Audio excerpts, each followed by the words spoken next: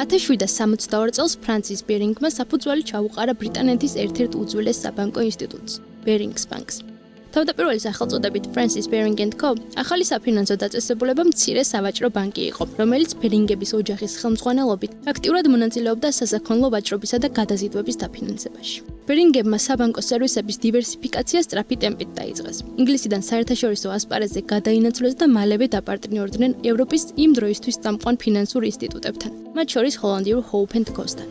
1774 წლიდან ბერიнгსის ბანკი შეერთებული შტატების ბაზარზე შევიდა. 90-იანი წლებისთვის კი Hope & Co-სთან პარტნიორობითა და ფრანცის ბერინგის ძალისხმევით ბანკის რესურსები ლონდონში და მის მიღმა იმდენად გაიზარდა, რომ ბერიнгსმა ამერიკის შეერთებული შტატების მიერ 400,000 ჰექტარი მიწის შეზღუდვა დააფინანსა, ტერიტორიის, რომელიც მეინის შტატის ნაწილად იქცა. 1800-იანი წლებიდან ბერინგს ბანკი უკვე ცნობილი იყო თავისი საბანკო სერვისებით, საინვესტიციო მიმართულებითა და სტაბილურობით. მეტიც, სხვადასხვა ტიპის ტრანზაქციებისთვის ბერინგსი იყო პირველი არჩევანი როგორც კორპორაციულ, ისე სამთავრობო დონეზე. ოჯახური ბიზნესი წარმატებით განვითარდა და შეერთებული შტატების, სამხრეთ ამერიკისა და აზიის ბაზრებზე გავრცელდა.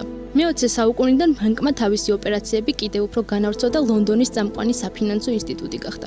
ფირმა ცნობილი იყო როგორც მრავალფეროვანი სერვისებით, ასევე თავისი კლიენტურით, რომელთა შორისაც ბრიტანეთის სამეფო ოჯახი და თავად დედოფალი ელიზაბეთ მეორეც ირიცხებოდა. ბერინგს ბანკმა სტაბილური ფინანსური ინსტიტუციის რეპუტაცია 200 წლეულის განმავლობაში 1990-იან წლებამდე შეინარჩუნა, ვიდრე ერთი კაცის არაავტორიზებულმა ოპერაციებმა ბანკი გაკოტრებამდე არ მიიყვანა. ნიკლისონი, დერივატივებით მოვაჭრე ახალგაზრდა ფინანსისტი ბერინგსის სინგაპურის ფილიალში მუშაობდა. ლისონის სპეციალიზაცია ფიუჩერსულ კონტრაქტებთან დაკავშირებული მაღალი რისკის შემცველი ფინანსური ოპერაციები იყო, რასაც იმდენად წარმატებით უმკლავდებოდა, რომ ბანკში 28 წლის ასაკისთვის უშუალოდ მაღალ თანამდებობაზე ძმალე დაინიშნა. ლისონის წარმატებულ საქმიანობაზე ის ფაქტიც მეტყველებს, რომ 1994 წელს მან პრემიის სახით $4 მილიონ მეტი მიიღო. ლისონის თანამდებობა მას საშუალებას აძლევდა აზიის ფინანსურ ბაზრებზე სარისკო ოპერაციები ეწარმოებინა, მეტწილად ფიუჩერსული კონტრაქტების მიმართულებით. ახალგაზრდა ტრეიდერს მოგება არბიტრაჟით უნდა მიეღო.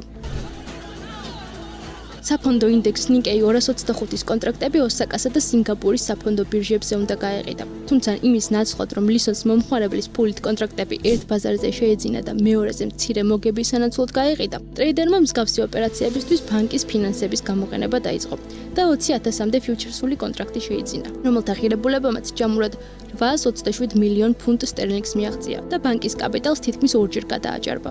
ლისონის გათვლები არ გამართლდა.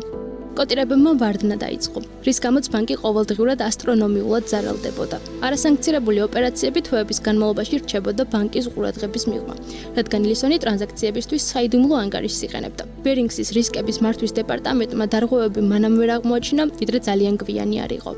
ამის გასაჯაროების შემდეგ ბერინგსმა ზარალის ამოღება ვეღარ შეძლო. 1995 წლის 26 თებერვალს ბრიტანეთის ერთ-ერთი უძველესი და ყველაზე გავლენიანი ბანკი გადახდის უუნაროდ გამოცხადდა. ფინანსური ინსტიტუტი, რომელიც სამეფო კარის ფინანსებს 10 წლეულების განმავლობაში განკარგავდა, გაკოტრდა. ბერინგების ოჯახმა ფირმა ჰოლანდიურ ბანკ ING-ს $1 სტერლინგად მიყიდა.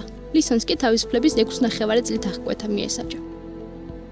ბერინგს ბანკის კოლაფსი თანამედროვე ბანკინგისა და ფინანსური ბაზრების ისტორიაში ერთ-ერთი გამორჩეული ნიშანსვეტია. ბანკის გაკოტრებამ თვალსაჩინო გახადა საფრთხე, რომელიც სარისკო ოპერაციებს ახლავს თან, განსაკუთრებით მაშინ, როცა საქმე კომპლექსურ საფინანსო ინსტრუმენტებს ეხება. ბანკის დაცემამ ფინანსური სექტორი გაზრდილ რეგულაციებამდე და მსხვილ რეფორმებამდე მიიყვანა. მოვლენა გამოფხიზლების ზარი აღმოჩნდა ბანკის მმართველი რგოლისთვის მთელ მსოფლიოში. სკანდალმა ბანკების მხრიდან ტრეიდერების კონტროლის მექანიზმების ამოქმედების საჭიროებაც გამოკვეთა. ტრაგიკული დასასრულის მიუხედავად კი ბერინგსის ბანკი კვლავ რჩება ერთი მხრივ ფინანსური ძლევამოსილების, მეორე მხრივ კი საფინანსო სამყაროში არსებული რისკების სიმბოლოდ.